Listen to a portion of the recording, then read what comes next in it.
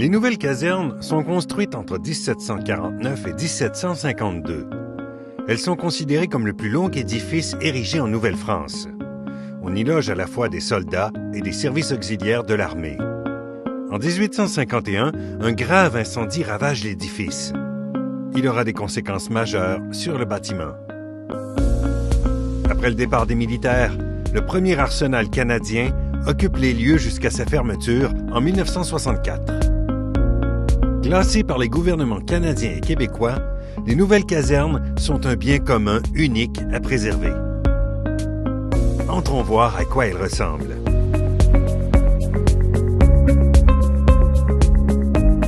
Nous voici donc dans le bloc 5, l'ancien bloc moteur de l'arsenal.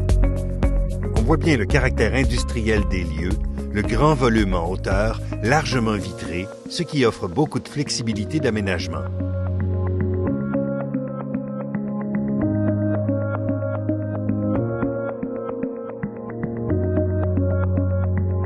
Reconstruit au début du 20e siècle comme le bloc 5, le bloc 6 offre les plus grandes pièces de tout le bâtiment et est accessible depuis la rue de l'Arsenal.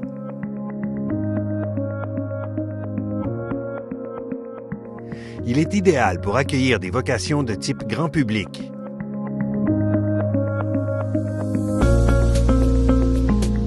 Retour dans le temps au bloc 7. La pierre, très caractéristique du bâtiment original, est très présente.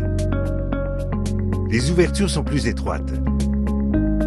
Le bloc 7 a le très grand avantage d'être la section la plus visible des nouvelles casernes, la mieux intégrée à la ville.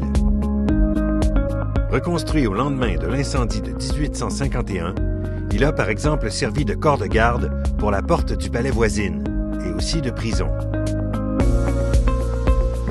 Grâce à cette visibilité, le bloc 7 a le potentiel d'être très fréquenté, d'être la proue des nouvelles casernes. On peut imaginer un lieu public animé, créant ainsi un pôle d'attraction dans le Vieux-Québec et invitant le public aux nouvelles casernes. À l'étage du bloc 6, on trouve l'une des deux plus grandes pièces de tout le bâtiment. Détail intéressant, un ancien monte-charge de l'arsenal est toujours présent dans l'angle nord-ouest. Il pourrait être remis en service pour créer un lien entre les deux étages. Juste à côté, au bloc 5, on peut penser à un aménagement comprenant des passerelles et une mezzanine, à une vocation publique ouverte sur 2 étages.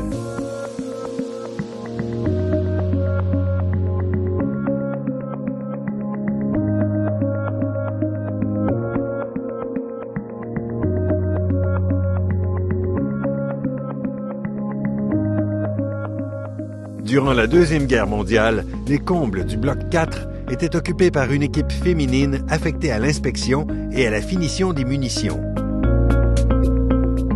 Dans cette pièce, on imagine facilement des espaces de travail partagés. C'est une pièce de grande dimension, avec vue sur la basse ville et les Laurentides au nord. Le bloc 3 va conserver sa fonction de circulation dans l'avenir. Nous voici à l'étage des blocs 1 et 2. La succession de pièces en enfilade qu'on y trouve, 24 au total sur 3 niveaux, est l'un des éléments caractéristiques les plus reconnaissables du bâtiment. Au sud, les nombreuses fenêtres donnent sur le terrain de parade et la redoute Dauphine. Au nord, certaines des embrasures à canon du mur de fortification d'origine sont toujours présentes. En raison de la forte présence d'éléments patrimoniaux dans cette zone, des vocations semi-publiques y sont projetées. Des espaces à bureaux permettraient par exemple d'occuper les lieux tout en mettant en valeur ses particularités architecturales.